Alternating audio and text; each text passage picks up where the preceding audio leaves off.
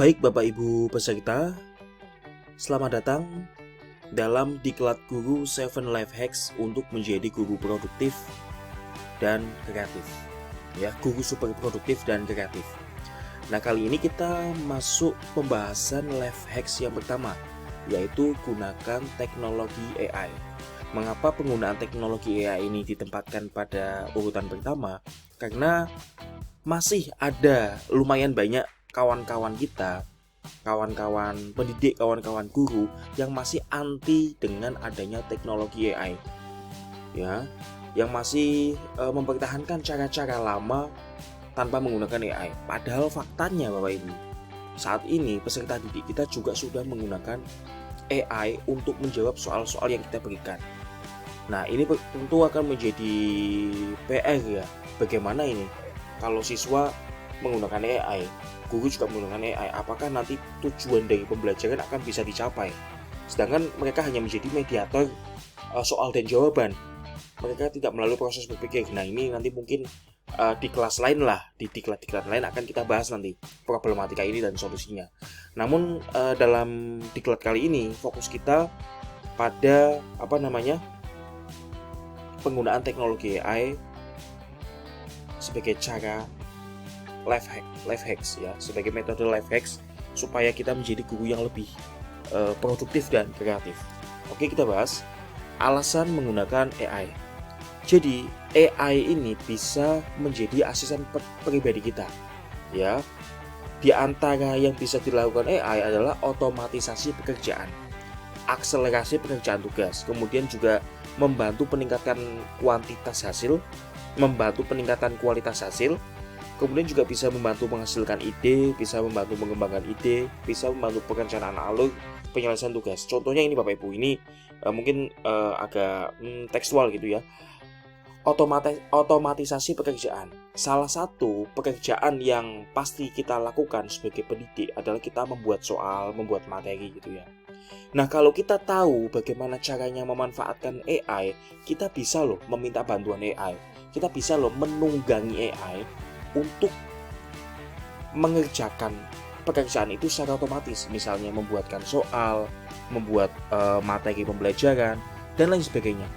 Dan itu kita bisa mengatur AI supaya membuatnya dengan spesifikasi yang kita inginkan. Misalnya membuat soal, jenis soalnya apa, esai atau pilihan ganda, kemudian berapa jumlah soalnya, kemudian bahasa soalnya bagaimana, level kesulitan soalnya seperti apa. Itu bisa diatur Bapak Ibu menggunakan AI. Begitu juga Bapak Ibu misalnya sedang membuat modul ajar nih, atau ya apalah, mungkin media pembelajaran atau PowerPoint pembelajaran, kemudian Bapak Ibu membutuhkan gambar. Kalau zaman dulu kita membutuhkan gambar ilustrasi, kita carinya di mesin pencarian, di Yahoo, di Google gitu ya. Dan meskipun di Google itu banyak ya hasilnya, gambar yang bisa kita dapatkan banyak, namun tetap saja tidak spesifik ya. Contohnya kita sedang menjelaskan tentang apa dan kita cari referensi di Google, ya kadang-kadang gambarnya itu tidak 100% mengilustrasikan apa yang ingin kita sampaikan. Bisa terjadi ya Bapak Ibu ya. Nah, kalau saat ini adanya AI, Artificial Intelligence ya, kecerdasan buatan, ini sudah bisa menggambar Bapak Ibu. Sudah bisa membuat gambar sesuai dengan yang kita inginkan. Misalnya buatkan saya gambar ilustrasi tentang ini dengan detail seperti ini. Itu bisa, dia bisa membuatkan detail seperti yang kita inginkan, seperti yang kita perintahkan. Nah, itulah mengapa kita perlu menggunakan teknologi AI Bapak Ibu. Bayangkan kalau zaman dahulu untuk menggunakan untuk mencari ilustrasi saja kita masih mencarinya di Google, kita masih pilih-pilih gambar, kelamaan. Bahkan kadang-kadang nggak sesuai hasilnya, atau nggak 100% mewakili apa yang ingin kita sampaikan. Nah, kalau sekarang pakai AI itu bisa. Kalau zaman dulunya lagi untuk mencari ilustrasi lebih repot lagi Bapak Ibu. Sebelum ada laptop gitu ya, mungkin perlu mencari di majalah, di koran dan lain sebagainya, di media cetak gitu ya. Jadi semakin kesini itu faktanya itu kita semakin dimanjakan, semakin dipermudah. Jadi sangat sayang sekali apabila ini tidak dimanfaatkan. Contohnya saja Bapak Ibu, untuk pembuatan soal. Zaman dulu kalau kita mau membuat soal itu waktunya ya minimal paling sedikit ya 15 menit sampai 30 menit, bahkan sejam 2 jam, apalagi kalau soalnya banyak gitu ya, soal pilihan ganda mungkin bisa seharian atau mungkin berhari-hari. Namun kalau zaman sekarang kita membuat soal sebanyak apapun, katakanlah membuat soal 100 soal itu menggunakan AI, itu bisa selesai dalam hitungan menit Bapak Ibu, nggak sampai 1 jam malah gitu. Itu hebatnya AI. Nah, kenapa kita tidak memanfaatkan ya? Oke, jadi mindset penggunaan AI yang perlu kita pahami Bapak Ibu. Jadi mindset pertama kita itu jangan anti dengan AI. Ya, kalau anti malah nanti kita akan yang terlindas, yang akan tergilas, yang akan tersingkirkan oleh perkembangan zaman. Percaya sama saya. Kalau kita anti dengan sesuatu, maka siap-siap jika sesuatu itu akhirnya ke depannya mendominasi dunia, kita akan tersisihkan. Gitu. Contohnya aja, mohon maaf, ada tren HP ya, gawai ponsel. Zaman dahulu yang namanya ponsel itu ya nggak smartphone, ya cukup buat telepon, cukup buat SMS gitu. Nah, ternyata ada salah satu brand yang sudah ternama, Bapak Ibu tahulah. Dia itu waktu itu tidak mau upgrade waktu itu. Sekarang sudah update ya, sudah upgrade juga ya. Waktu itu mereka kata kabar-kabarnya sih nggak mau lah ikut-ikutan dengan perkembangan smartphone, nggak mau dengan sistem Android gitu.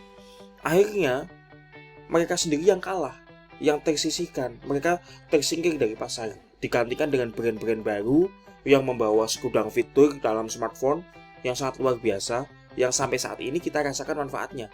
Sampai saat ini, detik ini, saya yakin hampir semua orang ya, apalagi orang-orang berpendidikan itu pasti menggunakan smartphone.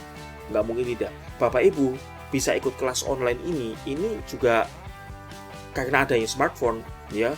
Kelas online ini informasinya disebarkan melalui pesan WhatsApp ya, melalui mungkin Instagram, Facebook dan lain sebagainya, dan Bapak Ibu mengakses informasi tersebut melalui smartphone kan. Gitu. Jadi intinya gitu Bapak Ibu, jangan anti dengan perkembangan teknologi. Justru kita harus bisa mengikuti, kita harus mencari celah bagaimana kita bisa memanfaatkan sebaik mungkin ya teknologi yang ada. Nah, kalau saat ini kita manfaatkan sebaik mungkin AI gitu ya. Ada AI untuk bisa menghasilkan gambar ya, kita manfaatkan untuk menghasilkan ilustrasi media pembelajaran, untuk membantu membuat modul ajar itu misalnya. Ada AI yang bisa membuat soal ya, kita buat aja nggak apa-apa. Kita bisa lebih efektif, lebih efisien Bapak Ibu. Nah, kemudian AI itu prinsipnya itu bukan pengganti kita Bapak Ibu, tetapi pembantu kita ya. Kalau bahasa kasarnya menjadi babu kita ya, menjadi asisten pribadi kita lah kalau mungkin lebih halus lagi ya. Jadi AI itu sifatnya membantu kita. Jadi jangan serahkan 100% pada AI. Kita perlu memvalidasi ulang hasil dari AI.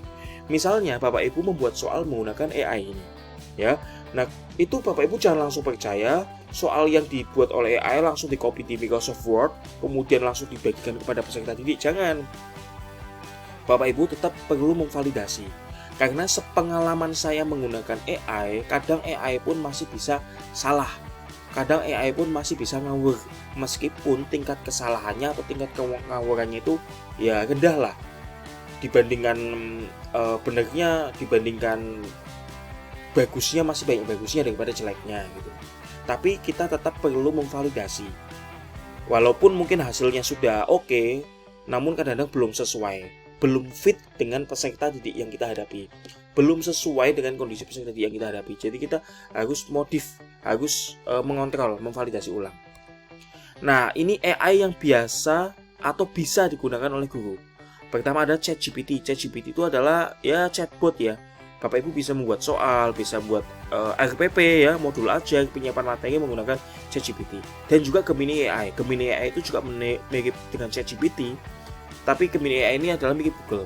Nah, keunggulan Gemini AI ini versi gratis pun bisa terhubung dengan mesin pencarian. Jadi bisa menangkap informasi data-data terbaru.